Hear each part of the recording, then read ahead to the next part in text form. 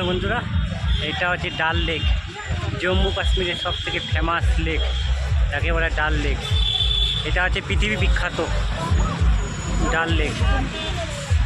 অতি সুন্দর, দারুণ দেখতে, দারুণ দারুণ।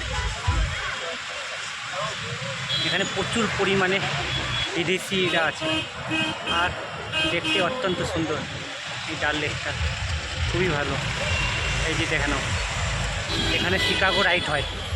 এক একটা বোর্ডের মধ্যে উঠতে গেলে হচ্ছে প্রায় 3 থেকে 4 হাজার টাকা নিচ্ছে এরা। আবার কমের মধ্যে হয়ে যাচ্ছে, মোটামুটি 1000 টাকা। আরও ওর থেকে একটু ভালো রাত্রেবেলা থাকতে গেলে 2000-3000 টাকাও নেয়। খুবই সুন্দর।